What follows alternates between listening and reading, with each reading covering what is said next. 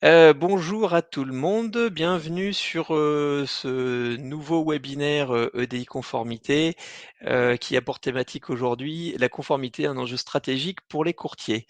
Alors aux 1 le temps que tout le monde arrive, là, on a déjà beaucoup de participants qui se connectent et je vois que le chiffre augmente. Juste quelques précisions sur le fonctionnement de ce webinaire, les questions arrivent. Donc il y en a qui ont déjà trouvé, c'est Amélie qui vous a transmis, dans le formulaire des questions, une éventuelle assistance si vous avez des soucis d'audio ou de vidéo. Alors n'hésitez pas à nous transmettre, vos questions au fil de l'eau pendant toute la durée de ce webinaire et ce webinaire sera également, enregistré, et rediffusé en replay, sur le site de FAQ de DI Conformité par la suite. Alors, aujourd'hui, ce webinaire, va être animé, on est 5, autour de la table. Je vois alors ils sont doit avoir un problème de connexion. Il y avait AXA qui va nous rejoindre dans quelques secondes. Il y a 2 personnes de Planète CSCA qui nous rejoignent aujourd'hui. Il y a Christophe Aubourg, directeur général de Planète CSCA, syndicat des courtiers en assurance. Laurelia Duchesne, qui est juriste, métier et conformité, de Planète CSCA.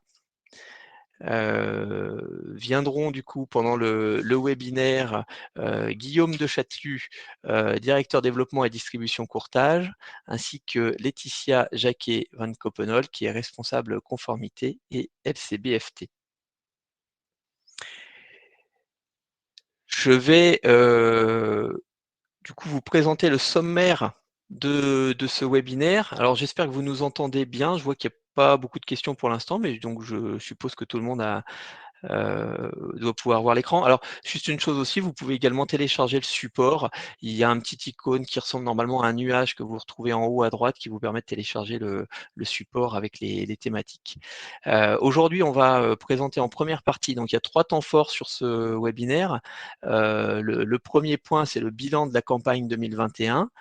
Le deuxième sujet qu'on abordera, c'est le courtage et la conformité, où on aura l'intervention de Christophe Aubourg et de Guillaume de Chatelus sur cette partie-là.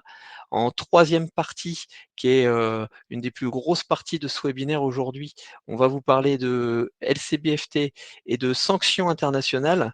Alors c'était un sujet qui était pas du tout en lien avec l'actualité, mais qui prend une toute nouvelle tonalité aujourd'hui depuis le 24 février. Je crois qu'on a vraiment des exemples concrets. Vous allez pouvoir vraiment comprendre pourquoi on aborde ce sujet aujourd'hui et pourquoi il est d'autant plus intéressant de, de savoir ce qu'il en est pour le courtage sur cette partie-là. Et puis, on terminera par la conclusion et d'éventuelles questions-réponses si vous en avez. Je vais commencer par le bilan de la campagne. Donc, EDI Conformité est un outil qui existe maintenant depuis 1 an et demi, qui permet de collecter les éléments de conformité des courtiers en assurance. Donc, les courtiers publient chaque année euh, leur situation de conformité auprès des assureurs. Et donc, au 30 juin dernier, qui était la dernière campagne qu'on a effectuée, on avait 1500 intermédiaires connectés, 1429 intermédiaires inscrits sur cette campagne, dont 581 qui ont publié leur situation. Ce qui nous a permis de sortir quelques chiffres intéressants que je vais pouvoir vous présenter. Et donc, ce qu'on veut marquer à ce niveau-là aujourd'hui, c'est qu'il est vraiment important de se connecter et de publier sa situation pour améliorer sa conformité. C'est vraiment l'enjeu, en tout cas de cette année et des années à venir. Euh, 30 juin 2021, on avait 1400 inscrits, 1429 inscrits. Aujourd'hui, au 8 mars 2022, on est déjà à 2100 inscrits. Et notre objectif, alors là, c'est pas en nombre d'inscriptions, mais plutôt en termes de publications, c'est d'atteindre les 2000 publications cette année de situation des intermédiaires. Et c'est pour ça on monte notamment ces webinaires, c'est aussi pour vous accompagner dans le cadre de ce dispositif. Alors, une petite analyse macro aujourd'hui sur les questions, et les questionnaires publiés par les différentes populations, ce qu'on peut voir, c'est que le sujet de la conformité touche toutes les types, toutes les tailles de cabinets de courtage. C'est pas un sujet, limité exclusivement aux grands courtiers. On le voit que 75 de nos courtiers, utilisateurs de notre plateforme et qui ont publié la situation sont des courtiers de proximité, donc des sociétés de moins de 10 salariés. 15 des courtiers sont, on va dire, de taille intermédiaire et le grand courtage finalement ne représente que 2 des acteurs, ayant, publié leur situation. Qu'est-ce qu'on entend par une publication? Merci, Pascal de nous poser cette question. Une publication, ça veut dire que sur la plateforme des conformités, vous déposez, vous répondez à un certain nombre de questionnaires qui sont sur la plateforme, vous déposez, les pièces justificatives qui vous sont demandées et publication, ça consiste à cliquer sur un bouton sur l'interface qui va permettre de rendre visible votre situation, votre conformité aux assureurs avec lesquels vous travaillez. Assureurs avec lesquels vous aurez au préalable, accepté une connexion pour partager la situation de conformité. Donc publier, ça veut dire la rendre visible aux assureurs. On reste, c'est pas public, au sens, c'est pas visible par tout le monde, sur le web, hein. C'est quand même limité uniquement aux assureurs avec lesquels vous travaillez, avec lesquels vous avez accepté de vous connecter. Lorsque nous n'avons pas toutes les pièces demandées, que faire? Et beh, écoutez, Jean-Paul, merci pour la question également. C'est une très bonne question. On pourra en parler, tout à la fin du webinaire. Le maître mot aujourd'hui sur le sujet de la conformité, c'est au moins de répondre au questionnaire. Si vous n'avez pas toutes les pièces, c'est pas grave, vaut mieux publier même à une situation incomplète où il manque des pièces, même si vous mettez non, parce que sur certaines questions, vous êtes pas enfin, vous êtes pas conforme, vous n'avez pas, en tout cas, les éléments pour y répondre. Quand on vous demande, est-ce que vous avez mis en place une procédure, de gestion de la LCBFT, tiens justement, bah, si vous l'avez pas mis, mettez non et publiez quand même. Il vaut mieux publier que de publier un non que de ne pas le faire, en fait. De mémoire, on peut pas publier une situation incomplète. Alors effectivement, Jean-Louis, bonjour. On peut pas publier une situation incomplète. En revanche, on peut enfin, il faut à minima répondre à toutes les questions par oui ou par non. En revanche, même s'il manque des documents, vous pouvez quand même publier votre situation. Bien sûr, c'est pas conseillé, on vous demande quand même d'avoir vos documents la plupart du temps, mais s'il vous manque des documents, ce n'est pas bloquant. Bon, je vais continuer du coup la présentation. Je vois qu'il y a pas mal de questions et je pense qu'Amélie aussi va pouvoir répondre, par écrit à certaines de vos questions. Par rapport aux thématiques, qu'on a pu analyser lors des retours de publication des intermédiaires, ça fait ressortir plusieurs chiffres. D'une part,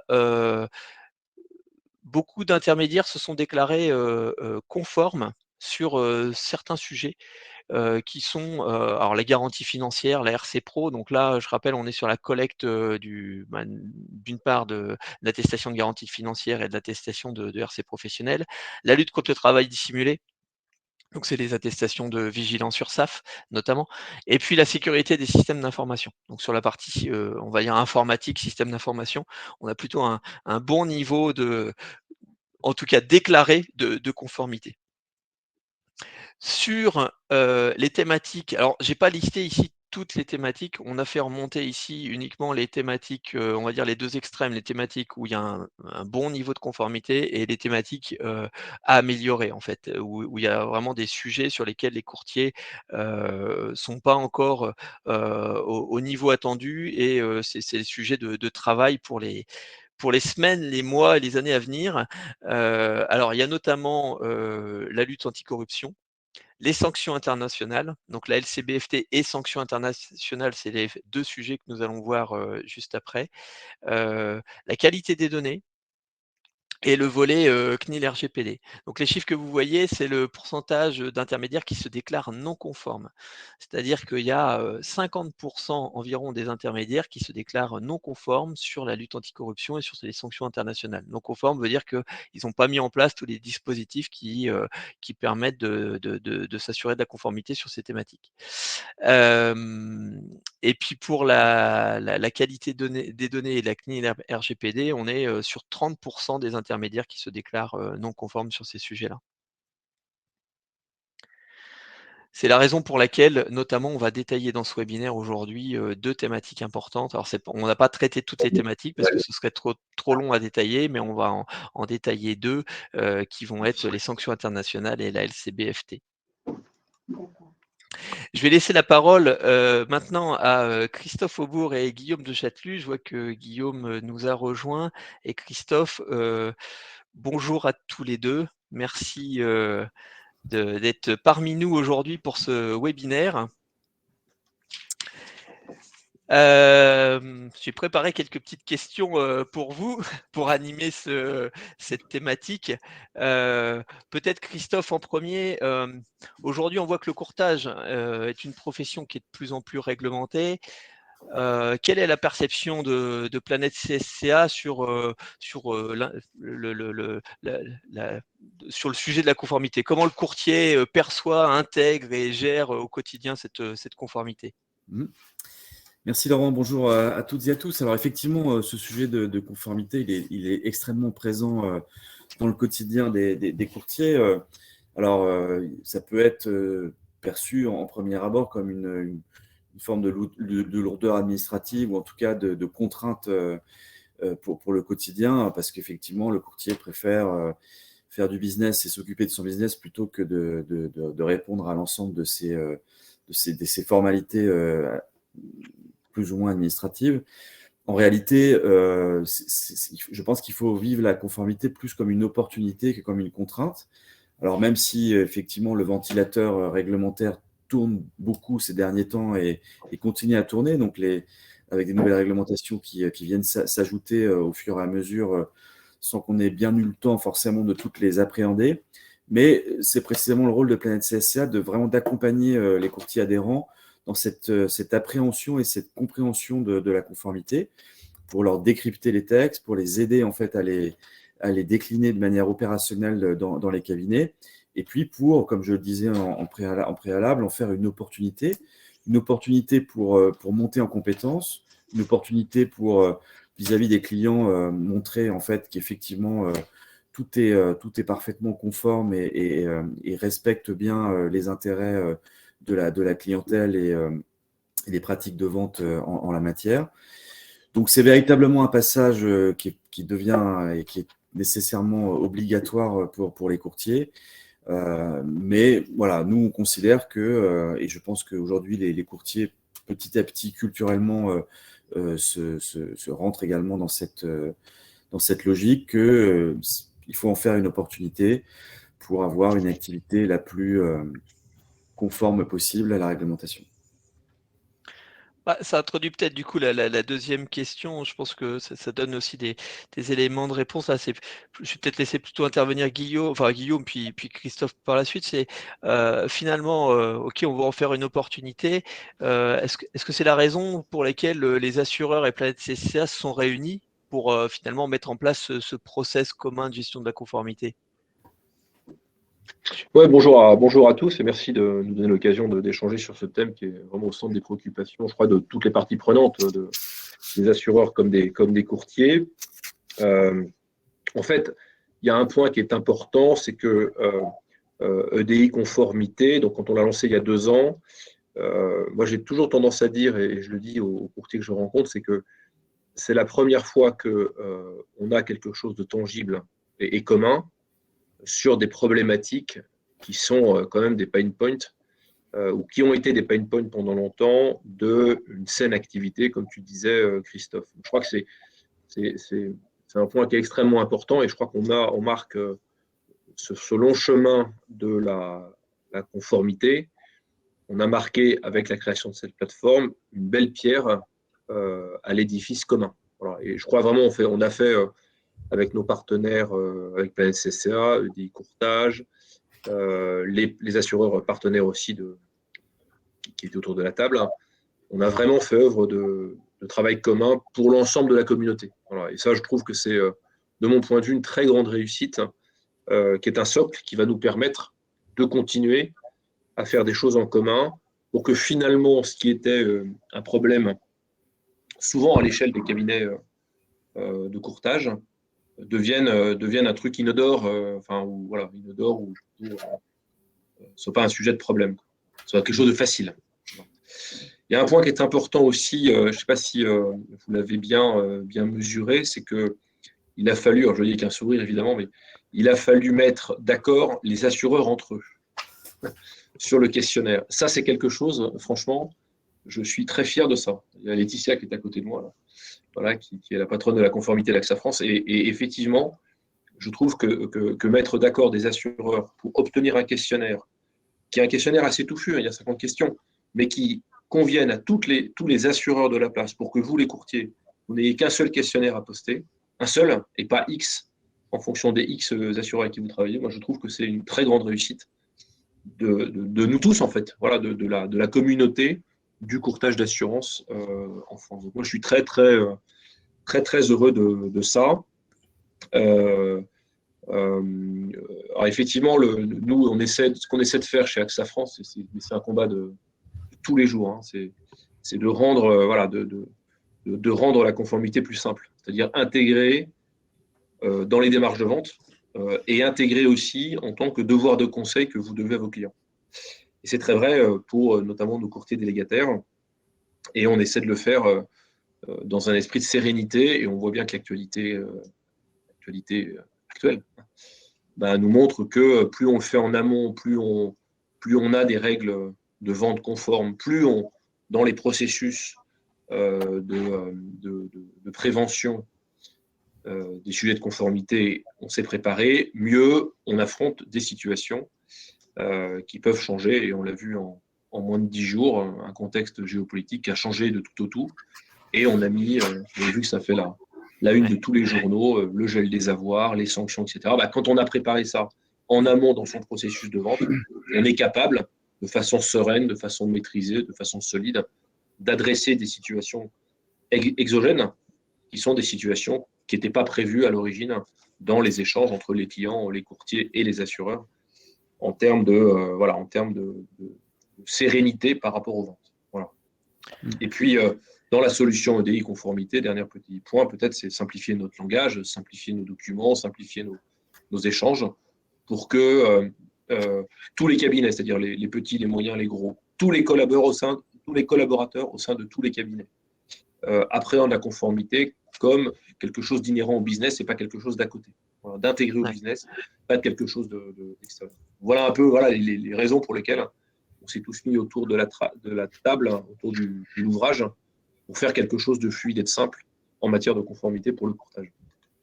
Christophe, un complément peut-être Oui, non, moi je partage ce que vient de dire Guillaume. C'est vrai que le maître mot de cette initiative EDI Conformité, c'est véritablement la simplification et la simplification du quotidien dans ces démarches, dans les démarches du courtier sur ces questions de conformité. Donc ça, c'est vraiment une belle réussite. Alors elle est à son démarrage, hein, donc il va falloir lui laisser le temps aussi de prendre son envol et de monter en puissance. Vous êtes de plus en plus nombreux à utiliser la plateforme, et on espère que ça le sera encore davantage dans les années qui viennent. Mais ça, c'est aussi déjà une très belle réussite dès la première année d'avoir autant de courtiers connectés qui utilisent ce questionnaire unique, et qui en plus, vous le verrez les années suivantes, les questionnaires, enfin les réponses sont reprises, sont pré-remplies pour la deuxième année, donc pour la deuxième et troisième année. Donc ça simplifie encore plus votre process de déclaration. Je crois que ce qui est important également d'ajouter, c'est que, puisque je vois une ou deux questions qui apparaissent sur le chat, c'est que l'initiative EDI Conformité, elle n'intègre en fait que les obligations de solvabilité 2 entre les assureurs et les courtiers. Donc évidemment, le questionnaire reprend l'ensemble de ces questions et de ces obligations. Laurent les a rappelés brièvement tout à l'heure avec les pourcentages et les chiffres qu'il a évoqués. Mais la conformité est bien plus vaste en fait que ce sujet de DI conformité. Et donc, on voit apparaître également d'un sujet de conformité dans le cadre de la réforme du courtage. Et donc, ce sont bien deux sujets qui sont totalement distincts, en fait, même si on parle de conformité dans les deux cas, mais il n'y aura pas d'échange de données entre ce que vous allez déclarer sur EDI conformité et ce que vous devrez déclarer dans le cadre de la réforme du courtage. Et pour ceux qui adhéreront à l'association India, tout ça sera complètement séparé. Alors après, est-ce qu'il faut avoir une forme de certification AFNOR ou une norme pour que véritablement cette conformité soit une opportunité? Ça, c'est un peu compliqué de répondre à cette question, mais en tout cas, ce que je peux vous dire, c'est que la CPR, comme le Trésor, voit cette initiative de DI conformité de manière extrêmement positive à tout point de vue, et effectivement, ça contribue aussi à ce que la profession, au sens large de l'assurance et du courtage, ait une meilleure, un point de vue beaucoup plus positif de la part de nos régulateurs que ça n'était le cas dans le passé. Après, ne pas vous oublier, effectivement, je rebondis un peu sur le point, Christophe, sur la certification ISO AFNOR, c'est effectivement une très bonne idée, mais aujourd'hui, sur la partie outils, on est sur un outil de collecte, et pas, c'est pas l'outil qui fait le contrôle. Là, le contrôle, c'est encore quelque chose qui est géré chez chacun des assureurs, et l'appréciation du coup de la conformité, c'est quand même quelque chose qui est géré chez chacun des assureurs. Donc, effectivement, s'il fallait tendre sur quelque chose, sur un label, un AFNOR ou un ISO, ce serait aussi avec un accompagnement qui serait probablement tout autre, pour avoir une démarche commune et qui soit validée par les assureurs. Ça risque de mettre un petit peu plus de temps, on va dire que c'est le deuxième chantier, quoi. C'est chantier un petit peu plus loin. Comme question, je voulais savoir, côté Planète CSCA, comment vous accompagnez, enfin, qu'est-ce qu'on met en place pour accompagner les courtiers sur cette mise en conformité, en dehors de l'outil des conformités, de cet écosystème qu'on a mis en place? Alors effectivement, nous, l'accompagnement de nos courtiers adhérents, c'est vraiment l'ADN de Planète CSA depuis de nombreuses années. Donc, on a mis en place un certain nombre de services, d'outils, d'initiatives qui permettent finalement d'embrasser l'ensemble du sujet, conformité. Alors, il y a effectivement notre équipe juridique représentée aujourd'hui par Laurelia qui interviendra ensuite, qui, dans le quotidien, répond à l'ensemble des questions des adhérents sur les difficultés peut-être qu'ils rencontrent à mettre en œuvre dans leur cabinet l'ensemble de la réglementation, mais également sur de l'interprétation des textes. Bref, c'est un accompagnement sur mesure qui est complété en fait par des partenariats que nous nouons avec des experts sur le sujet, des cabinets spécialisés sur cet accompagnement en conformité, des cabinets d'avocats et autres qui permettent d'avoir là véritablement une prestation vraiment personnalisée dans le cabinet, qui va de la totalité de la mise en conformité du cabinet à des questions un petit peu plus pointues ou précises selon le besoin et le niveau de maturité du cabinet sur le sujet. On a évidemment, à force de faire des webinaires, d'échanger avec des courtiers, on finit par avoir aussi un panel de questions, et donc on a mis en place une foire aux questions et donc avec des réponses précises sur l'ensemble de ces sujets qui permet d'avoir des réponses assez précises et directes sur la plupart des sujets qui sont posés en termes de conformité. Et puis, dans la conformité, il y a aussi la formation continue et ces fameuses 15 heures, cette obligation de 15 heures minimum de formation. Et donc, on a développé également une plateforme digitale de formation qui permet de respecter cette obligation aussi de formation continue. Et puis, voilà, cette initiative EDI Conformité qui complète aussi le dispositif. J'espère que dans les 15 heures de formation, il y a des questions sur la conformité quand même. On peut Absolument, s'inscrire. il y a une formation oui, tout à fait. Il y a une formation LCBFT, évidemment. On en parlera tout à l'heure. Mais donc EDI Conformité complète ce dispositif et je l'évoquais tout à l'heure, la partie réforme du courtage et autorégulation sera un nouvel élément du dispositif conformité à partir de la fin de l'année 2022. OK. Et côté alors assureur, là du coup je me retourne plus vers Guillaume, c'est quoi l'accompagnement d'un assureur, donc ou d'AXA notamment, mais hormis la mise en place d'un outil? Quel va être le niveau d'accompagnement? Enfin je dis ça alors, je vais poser une question qui, il y a souvent des courtiers qui nous disent: «Bah ouais, mais nous les assureurs, ils nous aident pas trop, on leur pose des questions, ils nous aident pas à remplir notre questionnaire, ils nous aident pas à». Alors bon, du coup, ce serait aussi pour, peut-être, recentrer le débat et réindiquer quel est le rôle de l'assureur dans ce dispositif, quoi. Ouais, merci pour la question. C'est probablement un courtier qui ne travaille pas avec AXA pour le moment. Blague à part, blague à part. Non, non, mais d'abord, je crois qu'il y a un point qui est très important, et ça a été mentionné, je crois, tout à l'heure, mais je vais peut-être réinciter dessus, c'est que ce qu'on a voulu faire ensemble à l'initialisation de la plateforme, c'est rendre le modèle gratuit. Et ça, mine de rien, c'est une décision qu'on a prise, on a eu un débat, mais rendre gratuit la plateforme, c'est-à-dire la capacité de poster son questionnaire sur la plateforme gratuitement, c'est un signe très fort que la communauté du courtage a donné aux adhérents et a donné à ceux qui déposent. Voilà. Et du coup, les taux qui étaient mentionnés avant sur le nombre de courtiers qui publient leur questionnaire sur la plateforme, est probablement directement lié au fait que le modèle est un modèle gratuit parce on a fait cet effort d'investissement nous-mêmes pour permettre la simplicité et la diffusion à grande échelle pour faire de cet outil un outil de place.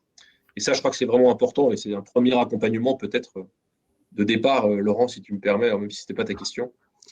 Je voulais le dire. En fait, bon, la conformité, alors c'est peut-être une tarte à la crème de dire, mais c'est vraiment c'est l'affaire de tous, ok. Je crois qu'il y a il y a 3 dispositifs en fait qui permettent d'accompagner les courtiers dans cette plateforme. D'abord, les questionnaires, c'est des questionnaires qui permettent aux courtiers de s'auto-évaluer finalement. Et finalement, comme on est à l'initialisation d'une démarche systémique, les premières itérations sur le questionnaire permettent à chacun d'entre vous, d'une part, de s'auto-évaluer, et puis, au-delà de publier, hein, bien sûr, hein, mais il faut que ce soit un point de départ pour chacun d'entre vous, et puis d'identifier aussi sur les items pour lesquels il n'est pas conforme ou il ne s'estime pas conforme, les plans de remédiation. Deuxième point d'aide, c'est que dans la plateforme, vous le savez, vous avez des bulles d'aide et des liens qui renvoient vers des sites officiels du ministère des Finances, notamment, pour regarder quel est l'état de l'art de la réglementation sur le point particulier sur lequel, et c'est normal d'ailleurs, vous pouvez buter, vous pouvez avoir des questions. Puis dernier point quand même dans le processus, c'est que les assureurs, dont nous d'ailleurs, faisons des recommandations aussi quand on analyse les questionnaires et que l'on voit éventuellement des points de non-conformité ou des points lacunaires, c'est-à-dire des points sur lesquels vous n'avez pas répondu. Puis je pense que le webinaire d'aujourd'hui, c'est aussi l'occasion de se dire qu'il faut qu'on continue à animer ça ensemble, sous forme de webinaire par exemple. Personnellement, je trouve que c'est des bons formats, ça permet de poser des questions et puis d'être dans un mode ping-pong entre guillemets. Et finalement, à travers ces 3 ou 4 exemples, ces 3 et 4 points, je pense que, enfin en tout cas, si l'interrogation des gens qui nous écoutent, c'est de dire est-ce que les assureurs sont mobilisés pour globalement hausser le niveau de jeu sur la conformité entre les assureurs et les courtiers, la réponse est clairement oui. En tout cas, chez nous, on est clairement mobilisés pour ça et pour non pas sanctionner, mais hausser le niveau de jeu de tout le monde. Voilà. Et vous pouvez compter sur nous en particulier, mais je suis sûr que mes confrères font la même chose, hein, pour vous aider à hausser le niveau de jeu, parce que je sais que globalement sur le courtage, voilà, on part d'assez loin quand même. Voilà, faut se dire les choses, et donc on progresse ensemble. Voilà, nous dans la simplicité de ce qu'on vous demande, et vous dans la complétude de ce que vous remplissez dans les questionnaires. OK, dernière petite question piège, puis après on va passer à la suite, parce que je vois le temps qui tourne. Dernière petite question, allez, un peu poil à gratter. C'est quoi les impacts d'une non-conformité ou si on répond pas au questionnaire, si un courtier répond pas ou publie pas sa situation ou que se passe-t-il? C'est moi qui réponds, c'est ça, Laurent? Bah oui, allez, Guillaume. Les questions poil à gratter, tu m'as dit que tu me les donnais pour moi. Voilà. Non, t'inquiète pas, Christophe, il aura la même. C'est Non, non, normal, c'est normal.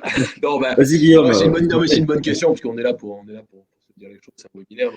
Donc, d'abord, je crois que on a eu des points effectivement où les gens n'avaient pas répondu dans le questionnaire. On l'a vu dans la campagne 2021. Bon, pense que, tu l'as dit Christophe, on initialise le processus. Voilà. Donc c'est normal qu'on ait à cette première campagne de 2021 un certain nombre de champs lacunaires dans le questionnaire. Je pense que dans l'esprit que je rappelais juste avant, il faut répondre aux questions, même pour déclarer une non-conformité. Parce que ne pas répondre, en fait, ça vous prive d'abord de recommandations, voilà. Ça vous prive de benchmark aussi, et ça vous prive d'accompagnement, puis ça vous prive aussi de ce que je disais tout à l'heure, c'est-à-dire les recommandations qu'on est capable de vous faire, avec peut-être un point de vue, en tout cas chez nous, voilà, qu'on essaie d'être le plus objectif possible et le plus corrélé à la réalité réglementaire et de conformité qui est demandée par les autorités de contrôle. Donc, je pense que à la question qu'est-ce qui se passe si quelqu'un ne répond pas, j'ai envie de dire c'est double peine. D'abord, nous, on analyse ça comme une non-réponse. Donc après, comme tu le disais, Laurent, il appartient à chacun des acteurs de déterminer le processus de contrôle de conformité et de remédiation. Parce que ça, c'est vraiment la politique propre à chacun des assureurs. Bon, là, donc ça met éventuellement en risque la personne qui répond pas. Mais au-delà de ça, qui n'est pas le point principal de ma réponse, le point principal, c'est que ça nous prive de l'occasion ensemble de faire progresser le dispositif sur les points sur lesquels vous n'osez pas répondre, que vous n'êtes pas conforme, et vous préférez ne pas répondre. Voilà. Donc vraiment, moi, je vous invite à... Vraiment, c'est un message de confiance que je voudrais vous adresser. Je suis sûr que mes confrères, s'ils parlent à ma place, diraient exactement la même chose. Et c'est vraiment l'esprit de ce tour de table pour la place et pour finalement cette cause commune qui est la conformité sereine, comme c'était dit tout à l'heure. Donc, répondez aux questions. C'est ma recommandation la plus forte. Et Christophe, du coup? Non, mais je pense qu'effectivement, aujourd'hui, on l'a dit tout à l'heure, il y a de plus en plus de réglementations autour de la conformité pour la profession. Alors, on peut en débattre, est-ce que c'est bien, c'est pas bien en tout cas, c'est un fait. Notre combat, entre guillemets, enfin, on est très attentif vis-à-vis des pouvoirs publics à ce qu'il y ait une stabilité réglementaire qui s'installe, en fait. C'est-à-dire qu'on ne change pas et qu'on n'ajoute pas des réglementations tous les ans. Là, on a quand même un panel de réglementation qui couvre quand même un spectre extrêmement large. Donc, ça nous semble aujourd'hui correspondre en fait aux besoins. Donc maintenant, il faut que ça soit stabilisé et qu'il faut qu'on laisse un peu de temps aux professionnels pour s'approprier tout ça et l'appliquer le plus correctement possible. Et c'est vrai que, voilà, qu'est-ce qui se passe si on ne répond pas ou est-ce qu'on peut ne pas répondre? J'ai envie de répondre que on n'imagine pas un cabinet aujourd'hui ou demain qui respecte pas la conformité et la réglementation en vigueur. Ça semble peut-être un peu basique de dire ça, mais en ce qui concerne la protection de la clientèle ou même la réputation de la profession, ça me semble aujourd'hui être un élément totalement incontournable. Et puis, il ne faut pas oublier que, au-delà de ces relations entre les courtiers et les assureurs, la CPR joue son rôle de contrôleur et donc elle contrôle les intermédiaires. Elle contrôle un peu plus d'une centaine de cabinets par an. Et lorsqu'elle contrôle les cabinets de courtage, elle contrôle en fait les sujets LCBFT, sanctions internationales et autres, pratiques de vente, formation, on l'a évoqué tout à l'heure. Tous ces sujets-là sont des points de contrôle de la CPR lorsqu'elle va dans les cabinets de courtage. Et donc, bien répondre à ces questionnaires et comme le disait Guillaume, être accompagné éventuellement lorsqu'il y a un doute ou une incompréhension sur un sujet, vous permet aussi, le moment venu, le cas échéant, lorsque vous serez contrôlé, il ne faut pas penser que ça n'arrive qu'aux autres. Je vous assure que moi, j'ai des courtiers qui m'appellent tous les jours qui sont contrôlés, donc ça finit par arriver un jour. Et si vous avez joué le jeu, en fait, par EDI conformité, avec l'accompagnement Planète CSA, avec demain l'autorégulation, vous pouvez vous présenter, enfin avoir un contrôle ACPR, je pense, de manière beaucoup plus sereine et je pense que c'est moins éprouvant que ça ne peut l'être pour certains. Oui, parce qu'on a montré qu'on a fait la démarche, en fait. Même si on ne peut pas être 100% conforme du jour au lendemain, le fait d'amorcer une démarche et de montrer qu'on veut progresser, c'est une bonne démarche. C'est un cercle vertueux, va-t-on dire. Merci Guillaume et merci Christophe pour cette intro. On va passer à la deuxième partie qui va être un point lié à deux thématiques très importantes aujourd'hui qui sont la LCBFT et les sanctions internationales qui, comme je le disais en intro, prend d'ailleurs une autre tonalité aujourd'hui depuis le 24 février. Et du coup, là, je vais laisser intervenir Laetitia Jacquet-Van Coppenol et de AXA France, donc responsable conformité LCBFT d'AXA France, et l'Aurélia Duchesne de juriste métier et conformité de Planète CSCA, pour vous détailler et vous exposer ces points. C'est quoi, comment on le traite, est-ce que je suis concerné? Voilà, on va essayer de répondre, de faire un débat sur ces différentes questions. Et ben, je vais d'abord faire intervenir Laetitia. Hop.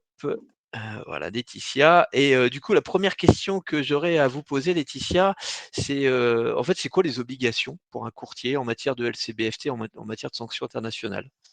Alors, bonjour à tous. Merci Laurent. Alors, les obligations, c'est de mettre en place un dispositif de lutte contre le blanchiment et le financement du terrorisme. Il y a vraiment deux volets qui vont répondre aux exigences réglementaires et qui vont commencer dès l'entrée en relation d'affaires avec le client, quel que soit le périmètre. Donc, on va être aussi bien en épargne qu'en yard, et qui commence donc par identifier ce client. Et ensuite, tout au long de la relation d'affaires, on va être soumis à des obligations d'actualisation, mais pas uniquement, donc actualisation des connaissances clients, etc. Mais dans le cadre du produit qui lui est vendu, vous allez devoir aussi détecter d'éventuels atypismes. Et donc là, on va partir vers une déclaration de soupçon. Ou, et là, malheureusement, le sujet est plus que jamais, comme le rappelait Guillaume, au cœur de l'actualité, identifier ce client pour vous assurer qu'il n'est pas sous mesure de gel. Puisque dans ce cas-là, vous ne pouvez pas continuer la relation d'affaires sans, sans avoir l'accord du Trésor. Donc, tout au long du parcours client, vous allez devoir mettre en place un dispositif qui va devoir vous permettre d'activer soit une actualisation de la connaissance client, soit une déclaration de soupçon, soit une mesure de gel. Au-delà du risque de sanction ACPR, et après je m'arrêterai là et on pourra, je pense, développer. Au-delà du risque de sanction ACPR, l'actualité un peu dramatique, là, nous fait comprendre que la lutte contre le financement du terrorisme, c'est aussi respecter strictement les mesures de sanction qui sont en vigueur aujourd'hui contre la Russie et la Biélorussie, parce que ces sanctions, aujourd'hui, vous voyez bien que ce sont la réponse des États, notamment européens, contre ce que fait la Russie. C'est-à-dire que c'est une arme, d'une certaine façon, et donc il est extrêmement important, on va le détailler, je pense, après, que vous soyez en capacité de rapporter à la direction du Trésor, en l'occurrence, que vous avez, par exemple, tel oligarque russe dans votre portefeuille qui est sous mesure de gel. Donc, il y a effectivement le spectre ACPR, mais l'ACPR est là pour créer une discipline et s'assurer que tout le monde joue le jeu et est conforme de manière, mais encore une fois, la finalité, c'est bien de lutter contre le blanchiment, et on donnera quelques exemples, ou, et là actuellement, plus que jamais, de remonter dans les meilleurs délais à la DGT, voire à Tracfin, on pourra donner quelques exemples, et bien ce type de client pour que les pouvoirs publics puissent agir au plus vite. Et vous avez tous, comme moi, je pense, entendu les déclarations des uns et des autres sur le sujet. Merci, merci Laetitia.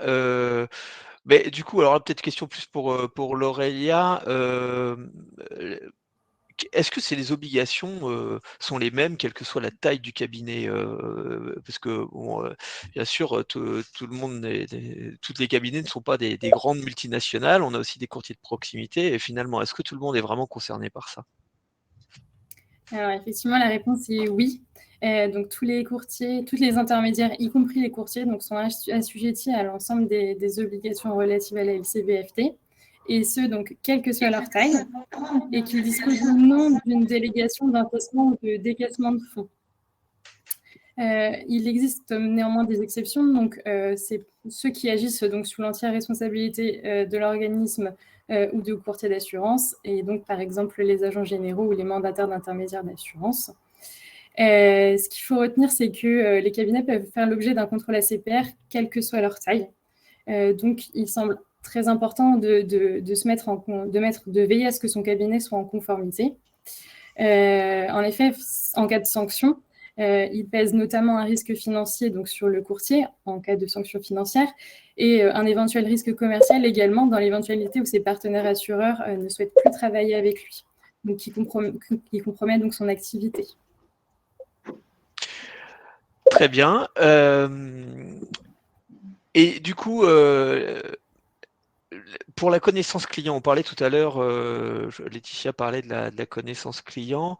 Finalement, c'est quoi les données à collecter? Parce que c'est compliqué à faire, il y a plein de choses à récupérer ou je sais pas, c'est juste une pièce d'identité, ça s'apparente à quoi finalement la connaissance client? Alors, donc, dans le cadre de ces obligations LCBFT, donc le courtier doit identifier, vérifier l'identité de son client, de son bénéficiaire effectif s'il y a lieu, et donc recueillir des éléments de connaissance client. Donc, d'une part, l'identification, ça consiste à recueillir sur une base déclarative les éléments d'identité de son client et du bénéficiaire effectif. Donc, il s'agit donc, par exemple, pour une personne physique de ses noms, prénoms, date et lieu de naissance. Concernant donc les personnes morales, il s'agira de la forme juridique, la dénomination, numéro d'immatriculation, adresse du siège social, représentant légal et bénéficiaire effectif. S'agissant de la vérification donc de l'identité, là, il s'agit de recueillir un document officiel qui permet de prouver l'identité du client et du bénéficiaire effectif s'il y a lieu. Donc, par exemple, pour les personnes physiques, c'est la carte nationale d'identité, le passeport, le permis de conduire. Et pour la société, c'est le recueil de son CABIS. Donc, la connaissance client, elle repose sur le recueil d'éléments d'information qui sont nécessaires à la connaissance de sa relation d'affaires. Donc, vous, en votre qualité de courtier, par exemple, pour les personnes physiques, il s'agit de recueillir un justificatif de domicile, de mentionner donc l'activité professionnelle et la situation financière de votre client et l'origine et la destination des fonds, notamment. Pour les personnes morales, il s'agit de recueillir donc l'adresse du siège social, l'objet social, le secteur d'activité, ainsi que la situation financière des personnes morales par le biais du recueil des statuts. Ce qu'il faut bien retenir, c'est que la profondeur des mesures à mettre en œuvre à l'entrée en relation, ainsi que les éléments à recueillir, ils dépendront du risque présenté par votre relation d'affaires. Ce qu'il faut aussi, un point essentiel, c'est que vous, en votre qualité de courtier, vous êtes donc l'interlocuteur privilégié de votre client et donc le mieux placé pour collecter l'ensemble des informations précitées et des documents justificatifs. C'est pourquoi les assureurs vous délèguent en fait la mise en œuvre de ces mesures. Ok, c'est d'ailleurs, on a eu plusieurs questions dans le chat et notamment de Charlotte me dit qui contribue beaucoup sur ce sujet-là et qui indiquait, mais je pense que ça rejoint ce que tu disais, Loalia, on est tous soumis, mais en fonction des produits distribués, on peut bénéficier d'obligations allégées. Donc c'est peut-être du coup ce que tu disais par rapport au risque exposé. Finalement, c'est pas, on connecte pas forcément les mêmes informations, on n'a même pas le même niveau de détail selon si on veut assurer une petite RC pour sa petite trottinette que placer 40 millions d'euros sur un compte d'assurance vie. Je suppose que les obligations ne vont pas forcément être les mêmes, quoi. Exactement. Donc, comme je l'ai indiqué, tout dépend de la relation d'affaires et du risque présenté par cette relation. Alors, si je peux compléter. Oui, Laetitia, bien. Oui, effectivement. On a, par exemple, si on est sur des produits non-vie, on va considérer qu'on est en risque faible. Pour autant, l'identification, elle reste obligatoire dans tous les cas. Après, on peut être sur de la vérification, comme le disait Laurelia, c'est-à-dire collecter en plus un document d'identité, mais l'identification qui va également devoir contenir l'adresse du client et puis la connaissance client, c'est aussi sa profession, doivent être collectées impérativement. Et pourquoi? Parce qu'en matière de gel et donc de filtrage, je suis sur une obligation de résultat. C'est-à-dire que si vous n'avez pas collecté correctement l'identification de votre client et que vous avez une alerte que vous ne pouvez pas traiter puisque vous ne savez pas dire si c'est la même personne ou pas, là, quel que soit le produit, vous êtes défaillant. Et c'est les dernières décisions ACPR sont assez éloquentes sur le sujet en matière de détection des opérations et des clients qui peuvent être sous gel. Donc, dans le contexte actuel, moi, j'insiste beaucoup, le premier, le B à bas, c'est vraiment d'avoir une identification exhaustive et complète de son client et d'avoir en face, évidemment, un dispositif de filtrage qui va vous permettre de détecter ce type de client. Ensuite, quand on dit que ça va être un niveau de risque plus ou moins faible, c'est-à-dire qu'effectivement, je ne vais pas systématiquement, comme en épargne, dans certains cas, demander des justificatifs de prime abord. En revanche, là où je vais potentiellement avoir un atypisme, je vais devoir cranter mon analyse, même si je suis en non-vie. Et donc, on peut donner l'exemple actuel des oligarques russes qui viennent faire assurer leur bateau, leur véhicule haut de gamme, leur grande demeure. Dans ces cas-là, il va falloir avoir documenté un petit peu plus et avoir mis un niveau de règle un peu plus élevé que pour une MRH standard. Voilà. Et puis ensuite, on va avoir des situations où, dans un cas classique, MRH, produit simple, sans risque, je peux être amené à détecter des atypismes qui vont vous nécessiter que vous rehautiez votre niveau de vigilance et de diligence à mener auprès de ces clients. Donc, c'est vrai qu'il faut bien avoir à l'esprit que l'identification, c'est vraiment c'est le b.a.-ba, mais indispensable et identification complète. Et parce que derrière, ce que vous demande la réglementation, c'est de pouvoir justement classifier vos clients et les produits, etc., en fonction des risques qu'ils représentent. Et encore une fois, la situation actuelle l'illustre parfaitement. C'est-à-dire que si, par rapport aux appels à vigilance de Tracfin et du Trésor qui ont été lancés à l'ensemble des professionnels assujettis, dont font partie les courtiers, vous ne savez pas dire si cet oligarque russe, si vous n'avez pas bien recueilli l'identité, c'est bien le même que celui qui est sur les listes. Au-delà du risque de sanction ACPR, encore une fois, on va être dans une position très délicate par rapport aux mesures qu'entendent mettre en place les pouvoirs publics. Donc, c'est extrêmement important de bien avoir en tête qu'effectivement, en non-vie, la LCB-FT va être moins exigeante, mais pas en matière de filtrage et le désavouer, qui s'applique de la même façon pour tous. Ok, alors on a beaucoup de questions sur le chat que je traiterai tout à l'heure, partiellement, parce que je vois que c'est un sujet qui intéresse beaucoup de monde et qui suscite beaucoup d'interrogations, donc on en traitera tout à l'heure. Mais là, du coup, une autre question me vient, c'est, on a parlé de l'entrée en relation, certes, mais je suppose que ça ne s'arrête pas là, c'est que les situations évoluent. Reprenons l'exemple, Laetitia, du fameux oligarque russe que j'assurais l'année dernière, où ça passait encore sous les radars, il n'y avait pas forcément trop de problèmes ou quoi. Il y a peut-être un moment où il va falloir que j'actualise mes données, et puis aujourd'hui, il serait dans le viseur potentiellement. Donc, qu'est-ce qui déclenche finalement ces actualisations de données? C'est comment on le fait, quoi. Alors, il y a plusieurs éléments déclencheurs, mais le premier élément qui doit déclencher cette actualisation, c'est une nouvelle opération. Alors, en épargne, on voit bien un versement. En IARD, ça va être potentiellement au moment d'un sinistre. Vous devez actualiser cette connaissance client et vous assurer que les éléments que vous avez recueillis peut-être il y a quelques années sont toujours les mêmes et questionner votre client. De manière plus générale, l'actualisation de client, quand on en parle, c'est aussi d'un point de vue devoir de conseil. C'est-à-dire qu'il y a la LCB-FT, effectivement, au sens identification, détection d'atypisme ou autre, mais vous avez aussi de toute façon un rôle de conseil vis-à-vis de vos clients pour vous assurer que les garanties proposées sont bien adaptées et sont toujours adaptées à leurs besoins et à leurs intérêts. Donc, sur si on rezoome maintenant sur l'actualisation connaissance client LCB-FT, ça va être par exemple de vous assurer qu'il habite toujours au même endroit, parce que l'adresse, c'est un élément important, notamment sous l'angle financement du terrorisme, c'est un élément qui est assez important dans les analyses qui peuvent être ensuite menées.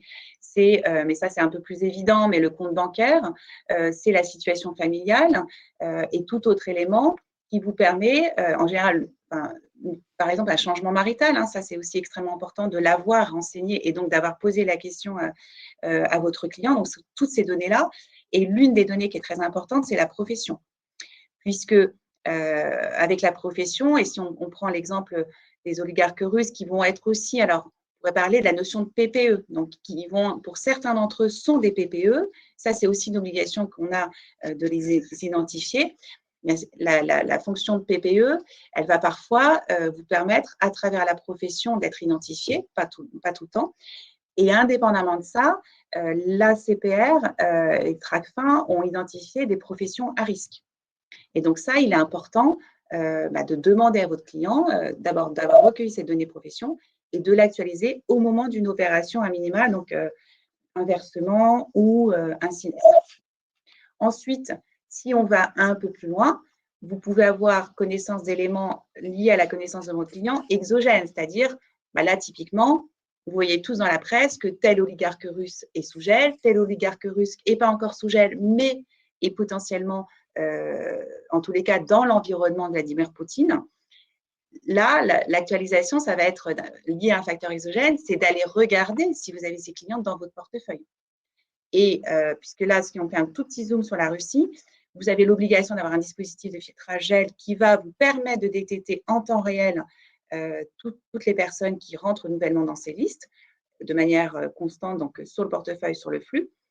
Et vous avez aussi une obligation, dans le cadre de l'appel à vigilance, de recenser tous les clients qui seraient en lien direct ou indirect avec la Russie. Pour le faire, il faut, et on a tous les mêmes difficultés, il faut avoir connaissance de certains éléments, comme l'a dit Laurélia, bénéficiaire effectif et environnement de ce client en tant que tel. Donc, son activité professionnelle, son secteur d'activité, etc., etc. OK. Ça me fait penser à une chose là, tout à l'heure, vous disiez Laetitia, les PPE, finalement ça peut être, un élu ou, et ça me fait repenser à une anecdote là récemment. Je discutais avec un courtier de proximité qui me disait: «Non mais attends, moi je suis pas concerné, hein, par les histoires de LCBFT, de PPE, moi j'assure pas de ministre, j'assure pas de président», et du coup, on avait fait un exercice avec lui. On avait regardé sur un outil le maire d'une commune de 2000 habitants dans son département. Je crois que c'était en Sarthe, il me semble. Et en fait, il était très étonné quand on a saisi le nom du maire de la commune qu'il assurait. Hein, finalement, il était PPE, quoi. Donc, comme quoi des PPE, finalement, on en a potentiellement tous autour de nous et il y a probablement pas mal de courtiers finalement qui en assurent parfois même sans le savoir, quoi. Oui, Et et c'est important d'avoir pu les identifier, effectivement. Sachant, alors, les maires ne sont pas nécessairement des PPE, mais en tous les cas, toutes les fonctions à un certain niveau, les préfets, oui, voilà, les fonctions. Là aussi, dans un cas de contexte d'élection présidentielle, il faut être aussi très vigilant.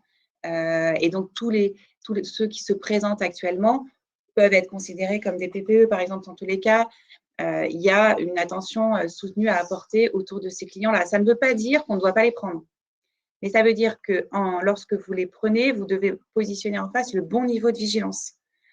Et donc, sur un PPE, typiquement, il va falloir être capable de l'identifier et peut-être d'opérer une surveillance un peu plus rapprochée. Hein. Le risque de corruption, il est considéré par la réglementation comme intrinsèque dans le cadre de la fonction PPE. Donc, c'est très important, voilà, d'avoir ces éléments dans le viseur et de pouvoir avoir le bon niveau de surveillance de ces clients-là. Donc, encore une fois, vous pouvez les prendre. OK. Mais du coup, ça m'amène une autre question, mais là, je vais peut-être laisser plutôt intervenir Laurelia sur cette question.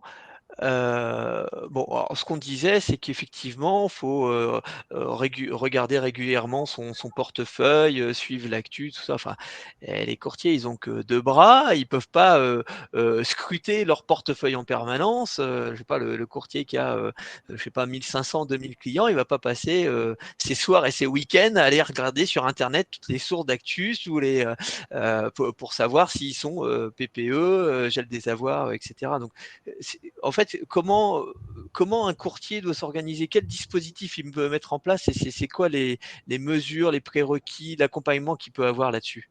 Comment ça se passe? Alors, plusieurs points. Le premier, c'est déjà de mettre en place un dispositif LCBFT qui repose sur une classification des risques et des procédures opérationnelles. Donc, le point central, c'est vraiment d'avoir une bonne compréhension des risques. C'est essentiel à l'exercice de l'activité de courtage. Comme je l'ai indiqué, donc chaque relation présente un risque plus ou moins élevé de blanchiment ou de financement du terrorisme. Donc, le nombre et la nature des vérifications à mettre en œuvre dépendent de ce degré. Donc, chaque courtier doit mettre en place une classification des risques qui lui permet de déterminer donc, le niveau de vigilance à appliquer avant et pendant chaque relation d'affaires. La classification, elle est multicritère. Elle tient compte de la nature des produits, de la nature des clients, du mode de distribution des produits, des critères géographiques, etc. Donc, vraiment, cette mise en place d'une classification et des procédures, ça constitue la pierre angulaire de tout dispositif LCBFT à mettre en place par un courtier. Ça, c'était le premier point. Ensuite, c'est comme on l'a indiqué, donc mettre en place un dispositif de détection, donc à la fois des personnes qui font l'objet d'un gel des avoirs, même en l'absence de flux financiers, et donc des personnes politiquement exposées. L'ACPR a rappelé dans une décision de décembre 2018 qu'un filtrage hebdomadaire est insuffisant. Le filtrage il doit être réalisé avant chaque entrée en relation, puis à chaque actualisation des listes. Donc là, dernièrement, il y a eu actualisation. Voilà. Comme on l'indiquait, il faut être attentif.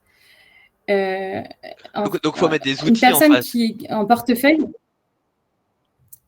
alors effectivement, par le biais d'outils, notamment qui peut envoyer des alertes.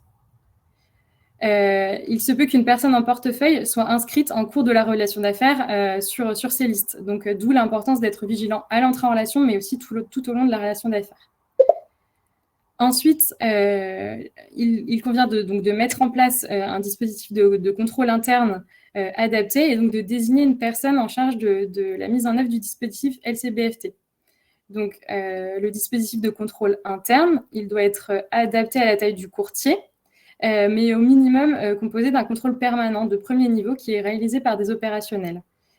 Donc, chaque cabinet de courtier, donc vous devez désigner un responsable de la mise en œuvre du dispositif LCBFT. Cette fonction, elle est exercée par une personne qui occupe une position hiérarchique élevée et qui a les connaissances suffisantes sur les expositions au risque de blanchiment et de financement du terrorisme. Sa mission, donc, c'est de valider la classification des risques et des procédures en place, suivre leur mise en œuvre, éventuellement leur dysfonctionnement et des mesures prises pour y remédier. Le point suivant, donc, c'est TRACFIN et donc désigner un déclarant et un correspondant. Donc, la mission du déclarant est la suivante. Donc, procéder aux déclarations auprès de la cellule TRACFIN lorsque une opération est soupçonnée d'être liée au blanchiment de capitaux ou au financement du terrorisme. Le correspondant, pour sa part, lui, est chargé de répondre donc aux demandes de TRACFIN et de la CPR et donc d'assurer aussi la diffusion aux membres concernés du personnel des informations, avis et recommandations reçues. Et Laurelia, du coup, on a une question. Il faut noter que donc, c'est Ah, il y a un décalage dans le son. Ouais, il y a une question, c'est, du coup, je pense que tu y as répondu, c'est l'inscription à Hermès pour la remontée TRACFIN est-elle obligatoire? Oui. Oui. Tout à fait. C'est un peu ce que tu disais, où effectivement, il faut s'inscrire sur cette plateforme. Donc, c'est obligatoire pour tous les courtiers, quoi, quelle que soit leur taille, leur statut. Et dès lors qu'on est courtier, on doit être enregistré sur la plateforme. Exactement. Très bien. Merci, excuse-moi, je t'ai coupé. Donc, à savoir que donc, les fonctions de déclarant et de correspondant, elles peuvent être assurées par la même personne. Mais lorsque les fonctions elles sont exercées par deux personnes différentes, elles doivent se communiquer les informations portées à leur connaissance par la cellule TRACFIN et donc se tenir mutuellement informées des demandes qui en émaneraient. Ensuite, un dispositif de surveillance des opérations et de déclaration auprès de TRACFIN doit être mis en place en cas de soupçon. Donc, comme indiqué précédemment, une vigilance constante doit être opérée sur les opérations pendant toute la relation d'affaires. Et dans l'éventualité où une opération paraîtrait complexe ou d'un montant inhabituellement élevé, ne paraissant pas avoir de justification économique ou pas d'objet licite identifié, dans ce cas, il faut réaliser auprès de votre client un examen renforcé en le questionnant sur l'origine des fonds, la destination des sommes, sur l'opération projetée et l'identité de la personne qui en bénéficie. Si vraiment l'opération, du coup, vous semble suspecte après cet examen approfondi, donc le déclarant TRACFIN doit réaliser une déclaration auprès de la cellule. Enfin, dernier point important qui est de sensibiliser et de former son personnel à la LCBFT. Donc, chaque courtier doit obligatoirement informer et former son personnel de manière régulière sur la LCBFT ainsi que sur son dispositif interne. La formation elle doit être adaptée aux activités des personnes concernées en fonction du niveau de leur niveau d'exposition au risque et donc du niveau de responsabilité qu'elles exercent. Voilà pour le dernier point. Ok, très bien. Merci, merci Laurelia. On va prendre juste une ou deux questions et puis après on va rentrer un petit peu plus dans le concret sur les situations concrètes parce que là effectivement on a parlé pas mal de théorie, mais ce qui serait bien c'est de voir des cas qui sont remontés régulièrement et discuter un peu de ces cas-là. Alors juste avant j'ai vu une question, je la cherche tout à l'heure. Il y avait une question. Ouais. Alors je sais pas si c'est Laurelia ou Laetitia qui pourront répondre à cette question. Le fait d'aller consulter la liste de gel des avoirs via une API, donc un automate informatique, est-ce que c'est suffisant ou non? Je ne sais pas qui veut répondre sur cette question. Je vais bien répondre. Ouais. En fait, selon la taille, en fait, ce que la CPR exige en matière de filtrage, c'est que les établissements voilà, d'une certaine taille, on ne conçoit pas que ce ne soit pas automatisé.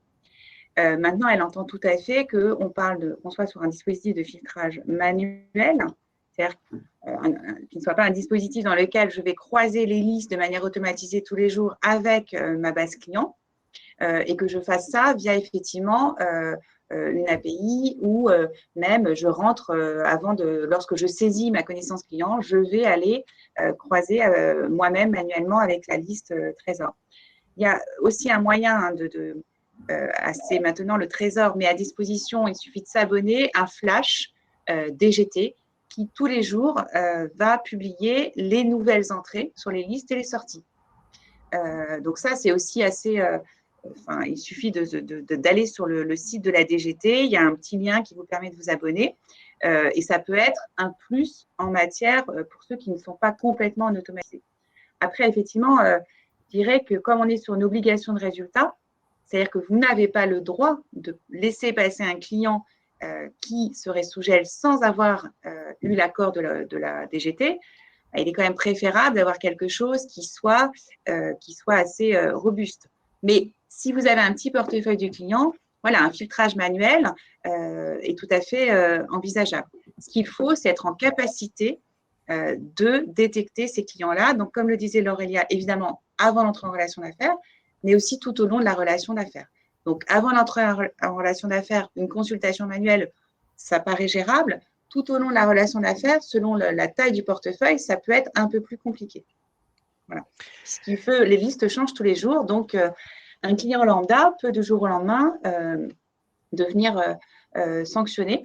Et il faut être en capacité de le détecter, puisque même pour une somme de 20 €, vous ne pouvez pas la verser si vous n'avez pas eu l'accord du Trésor avant. Bah justement, rentrons un peu dans les cas concrets. Là, ça nous intéresse ça aussi, parce qu'effectivement, on a parlé pas mal de théories, de quel dispositif mettre en place, mais du coup, quotidiennement, un courtier, à quelle situation peut-il être confronté, par exemple, en matière de LCBFT? C'est quoi les cas que vous avez régulièrement, les cas terrain, quoi?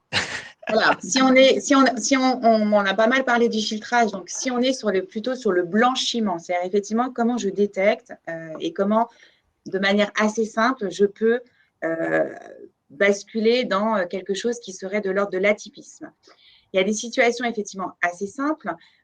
Si on prend les exemples de Liard, c'est de vous assurer que quand vous recueillez la connaissance client, que vous avez une personne typiquement sans emploi qui vient assurer un véhicule haut de gamme, c'est quelque chose qui doit être investigué parce que vous avez une incohérence entre le bien assuré et la situation apparente connaissance client que vous recueillez à ce moment-là. De même, si vous assurez en dommage ouvrage une entreprise qui va avoir un chiffre d'affaires assez important, parce que c'est quand même des éléments qu'il faut connaître, et qui vous déclare un effectif extrêmement faible, ou bien dont l'effectif reste constant dans le temps, mais le chiffre d'affaires progresse significativement, et il se trouve que c'est une entreprise de BTP, là, il faut investiguer parce que vous avez potentiellement un sujet de travail dissimulé. Ou d'escroquerie en bande organisée.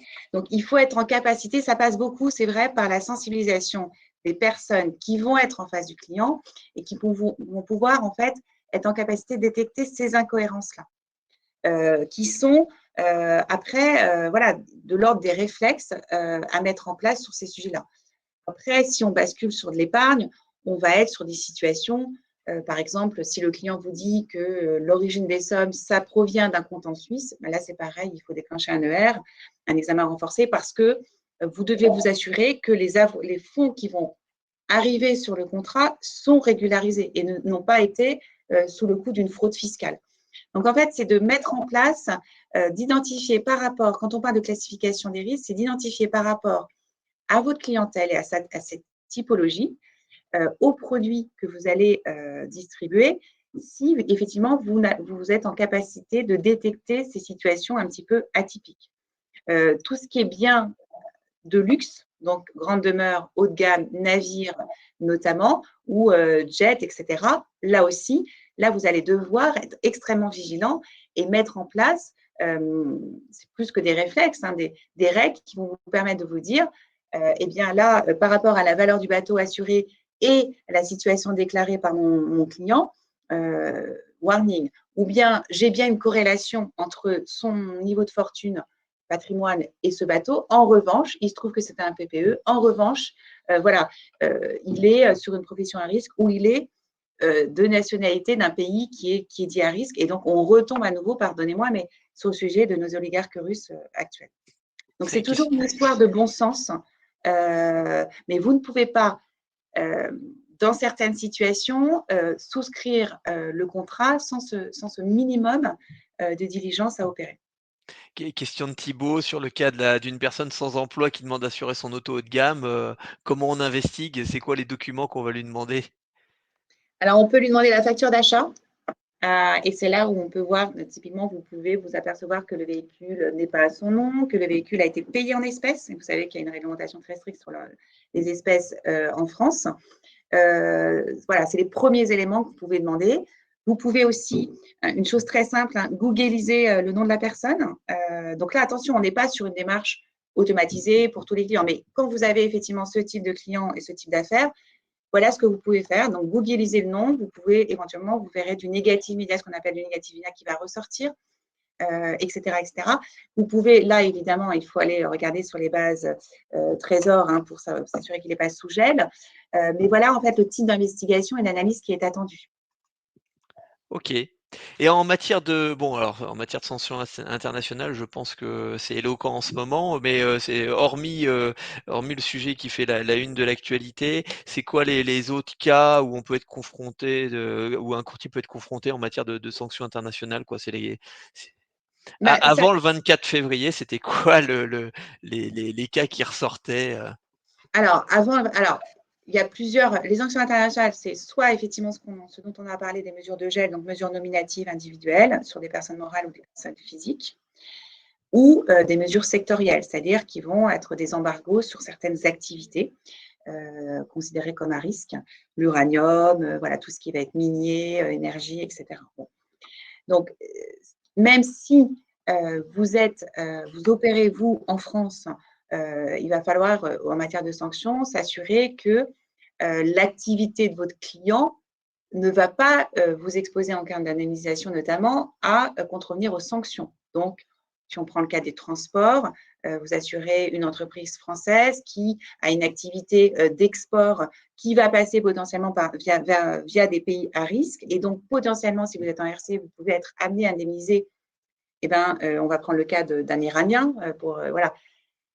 Là, il faut vous assurer que cette activité-là, elle n'est pas, encore une fois, alors, un, qu'elle n'est pas interdite en tant que telle, et deux, si elle est autorisée, il va falloir mettre en place un minimum de précautions en amont. Donc, ça passe aussi, par exemple, par une clause sanction dans les contrats, c'est-à-dire qui va dire, alors c'est plutôt du côté du contrat d'assurance, donc le rôle de l'assureur, hein, mais qui va dire que, voilà, si je m'expose, si le paiement de l'indemnisation m'expose à contrevenir aux sanctions, je ne paierai pas.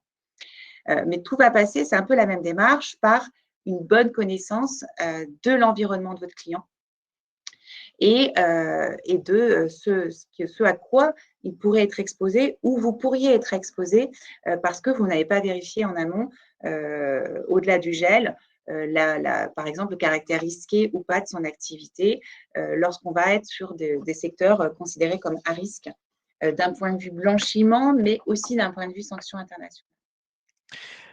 Ok, merci Laetitia. Une dernière question, puis après on regardera dans le chat si on peut prendre une ou deux questions, mais il y en a beaucoup, donc je pense qu'on ne répondra pas à tout en séance, mais par contre, à tous ceux qui nous ont posé des questions, on vous répondra par écrit à la suite du webinaire.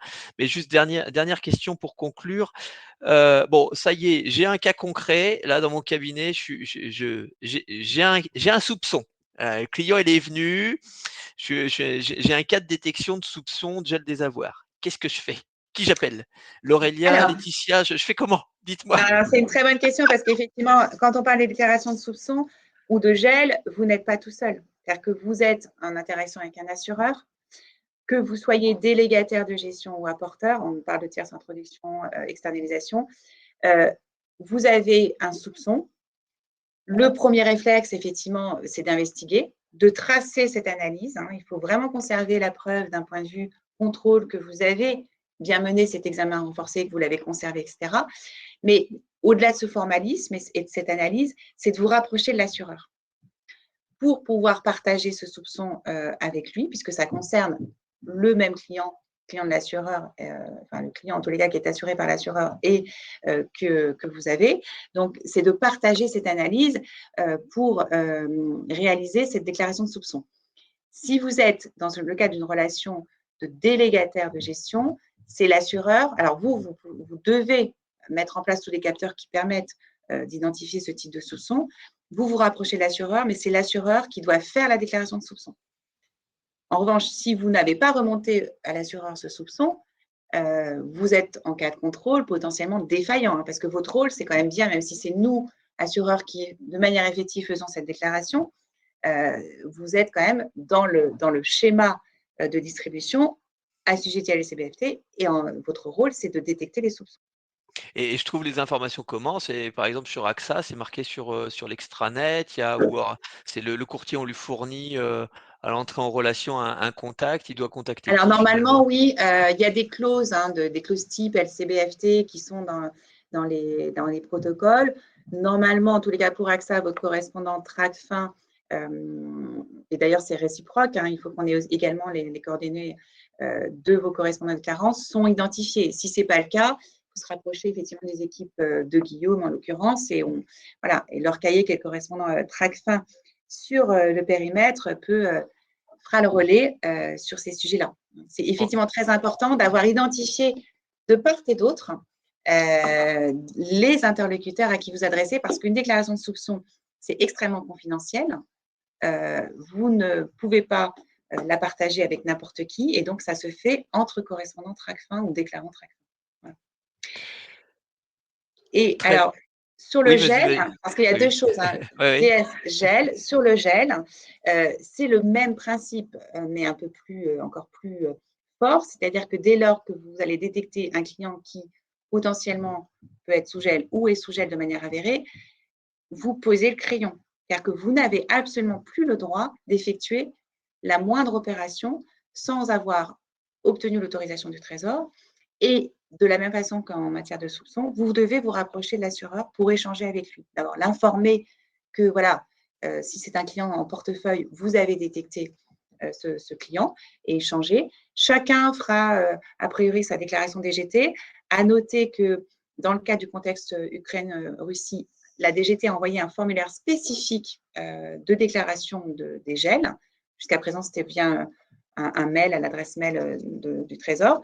Mais voilà, il y a deux choses à faire, c'est-à-dire faire cette déclaration, enfin plusieurs même, arrêter immédiatement toute opération et vous rapprocher parallèlement de l'assureur qui est concerné. Et c'est extrêmement important d'être en capacité, si on est avant l'entrée en relation d'affaires, d'avoir identifié cette personne-là. Parce qu'une fois qu'elle est rentrée, vous allez évidemment informer le Trésor, mais c'est quelque part trop tard. Vous êtes défaillant parce que vous n'avez pas été en capacité de le détecter. Alors, si on enlève effectivement le contexte Russie-Ukraine, ça reste une obligation de résultat, mais on a quand même tout assureur confondu, de personnes sous gel.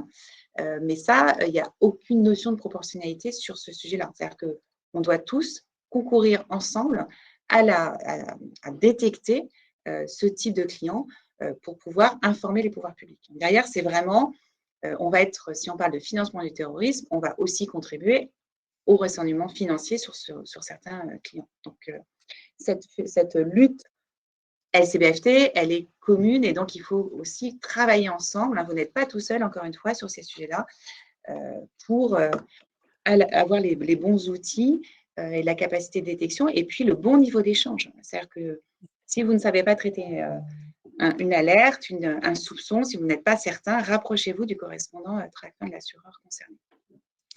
Très bien, merci Laetitia. J'ai juste une dernière question que je vois sur le chat et qui me... Alors il y en a beaucoup. Hein. Alors, je suis désolé, on ne pourra pas tout traiter ce soir, mais on vous répondra, je vous promets, on vous répondra à tous.